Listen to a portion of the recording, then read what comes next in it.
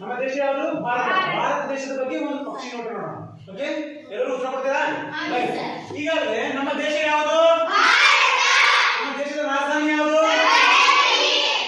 ನಮ್ಮ ಭಾರತ ದೇಶ ಯಾವ ಖಂಡದಲ್ಲಿ ಬರುತ್ತೆ? ನಮ್ಮ ಭಾರತ ದೇಶದ ಧ್ವಜ ಯಾವುದು? ಅದರಲ್ಲಿರುವ ಬಣ್ಣಗಳು?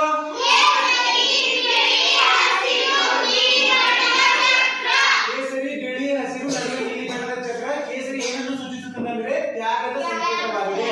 ಅದೇ ರೀತಿ ಬಿಳಿ ಬಣ್ಣವು ಶಾಂತಿಯ ಸಂಕೇತವಾಗಿದೆ. ಹಸಿರು ಬಣ್ಣವು ಸಮೃದ್ಧಿಯ ಸಂಕೇತವಾಗಿದೆ.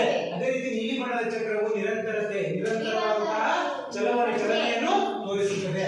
ಅದೇ ರೀತಿ ನಮ್ಮ ಭಾರತ ದೇಶದ ಲಾಂಛನ ಯಾವುದು? ನಾಲ್ಕು ಮುಖದ ಸಿಂಹ ಬೋಧಿಗೆ ಅಂತ ಕರಿತೀವಿ.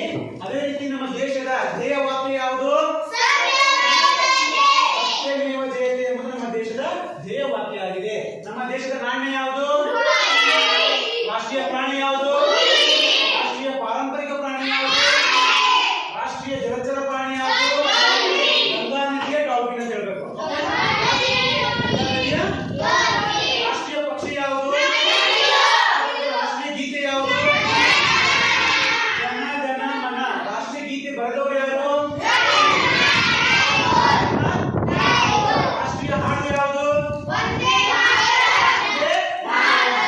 ರಾಷ್ಟ್ರೀಯ ಹಾಡು ಬರೆದವರು ಯಾರು?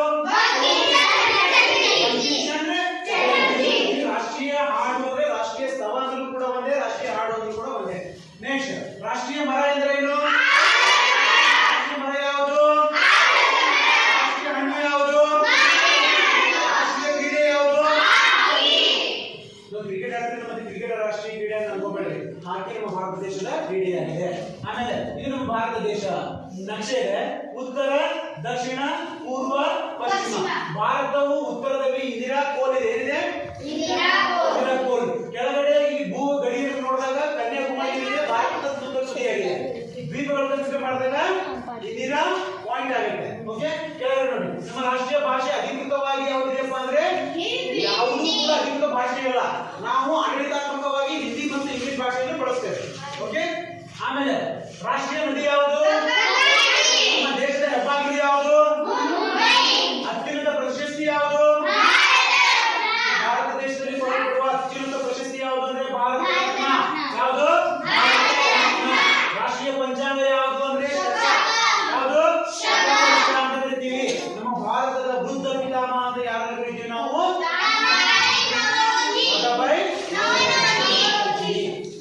ಆಮೇಲೆ ಭಾರತದ ಜನಸಂಖ್ಯೆ 2011ರ ಪ್ರಕಾರ 134 ನೋಡ್ರಿ.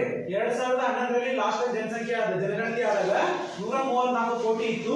ಇವಾಗ ಏನಾಗಿದೆ ಅಂದಾಜು ಅಂದ್ರೆ 2027ರ ಜನಗಣತಿ ಇದೆ ಫೆಬ್ರವರಿಯಲ್ಲಿ. ಅದು ಬಂದಾಗ ರಿಸಲ್ಟ್ ಗೊತ್ತಾಗುತ್ತೆ. ಈಗ ಅಂದಾಜು ನಾವು ಮಾಡ್ತೀವಿ 145 ಕೋಟಿಗಳ 150 ಕೋಟಿ ಜನಸಂಖ್ಯೆ ಇರಬಹುದು ಅಂತ ಅಂದಾಜಿಸಲಾಗಿದೆ. ರಿಸಲ್ಟ್ ಎಕ್ಸಾಕ್ಟ್ ಆಗಿ ಗೊತ್ತಾಗುತ್ತೆ, ಜನಗಣತಿ ಆದ ನಂತರ ಗೊತ್ತಾಗುತ್ತೆ. ಆಮೇಲೆ ಭಾರತ ಒಟ್ಟು ವಿಸ್ತೀರ್ಣ 37,87,263 ಚದರ ಕಿಲೋಮೀಟರ್. ಕಿಮಿ ಅಂತ ಕರಿತೀವಿ. ನಮ್ಮ ಭಾರತ ದೇಶದ ಒಟ್ಟು ಸಾಕ್ಷರತೆ ಪ್ರಮಾಣ ಎಷ್ಟಿದೆ? 2011ರ ಜನಗಣತಿ ಪ್ರಕಾರ 74.4% ಏನಿದೆ ಭಾರತದ ಸಾಕ್ಷರತೆ ಇದೆ. ಲಿಂಗಾನುಪಾತ ಅಂತ ನೋಡ್ತೀವಿ. ಗಂಡು ಮತ್ತು ಹೆಣ್ಣಿನ ಸಂಖ್ಯೆ ರೇಷಿಯೋ ನೋಡ್ತೀವಿ. ಲಿಂಗಾನುಪಾತ ಎಷ್ಟಿದೆ ಅಂದ್ರೆ 1000 ಪುರುಷರಿಗೆ 945 ಮಹಿಳೆಯರು ಮಾತ್ರ ಇದ್ದಾರೆ. ಲೋಕಸಭಾ ಸದಸ್ಯರ ಸಂಖ್ಯೆ ಇಡೀ ಭಾರತದಲ್ಲಿ ನಮಗೆ ಹೀಗೆ ಭಾರತದಲ್ಲಿ 3 ಅಂಗಗಳಿವೆ. ಒಂದು ಶಾಸಕಾಂಗ, ಕಾರ್ಯಾಂಗ, ನ್ಯಾಯಾಂಗ. ಅದರಲ್ಲಿ ವಿಶೇಷವಾಗಿ ಶಾಸಕಾಂಗದಲ್ಲಿ ಬರ್ತವೆ ಲೋಕಸಭೆ ಮತ್ತು ರಾಜ್ಯಸಭೆ ಅಂತ ಬರುತ್ತೆ. ಲೋಕಸಭೆಯನ್ನು ಕೆಳಮನೆ ಅಂತ ಕರಿತೀವಿ, ರಾಜ್ಯಸಭೆಯನ್ನು ಮೇಲ್ಮನೆ ಅಂತ ಕರಿತೀವಿ. ಇಲ್ಲಿರುವಂತಹ ಲೋಕಸಭಾ ಸದಸ್ಯರ ಸಂಖ್ಯೆ ಎಷ್ಟು ಅಂದಾಗ 552 ಜನರು ಇರ್ತಾರೆ. ಎಂಪಿಗಳು ಎಲ್ಲಾ ರಾಜ್ಯಗಳಿಂದ ಆಯ್ಕೆ ಮಾಡ್ಕೊಂಡು ಹೋಗಿರ್ತಾರೆ. ನೆಕ್ಸ್ಟ್, ಅದೇ ರೀತಿ ರಾಜ್ಯಸಭೆಯ ಸದಸ್ಯರ ಸಂಖ್ಯೆ ಎಷ್ಟು?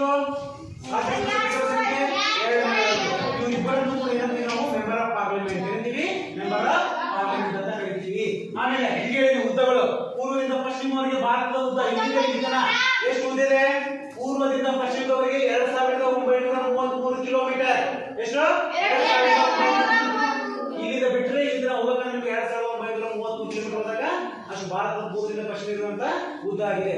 ಕೊನೆಯ ಪೂರ್ವದಲ್ಲಿರುವಂತಹ ಕೊನೆಯ ಪ್ರದೇಶ ತುದಿ ಯಾವುದು? ಕಿಬಿತು, ಅರುಣಾಚಲ ಪ್ರದೇಶದ ಕಿಬಿತು. ಈ ಕಡೆ ಪಶ್ಚಿಮದಲ್ಲಿ ಪಶ್ಚಿಮದಲ್ಲಿ ಗುಜರಾತ್ ರಾಜ್ಯದ ಗುವಾರ್ ಮೋತಿ ಏನ್ ಬರ್ತದ ಗುವಾರ್ ಮೋತಿ. ಅದೇ ರೀತಿ ಉತ್ತರದ ತುದಿ ಯಾವ್ದಂದ್ರೆ ಇಂದಿರಾ ಕೋಲ್ ಬರ್ತದೆ ಇಂದಿರಾ ಕೋಲ್ ಅಂತ. ದಕ್ಷಿಣದ ತುದಿ ಭೂಗಡಿ ನೋಡಿದಾಗ ಭೂ ತುದಿ ಯಾವ್ದು ಅಂದ್ರೆ ಕನ್ಯಾಕುಮಾರಿ. ದ್ವೀಪಗಳನ್ನು ಇನ್ಕ್ಲೂಡಿಂಗ್ ಮಾಡಿದಾಗ ಇಂದಿರಾ ಪಾಯಿಂಟ್ ಅಂತ ಬರ್ತದೆ. ಇಂದಿರಾ ಪಾಯಿಂಟ್ ಅಂತ ಬರುತ್ತೆ.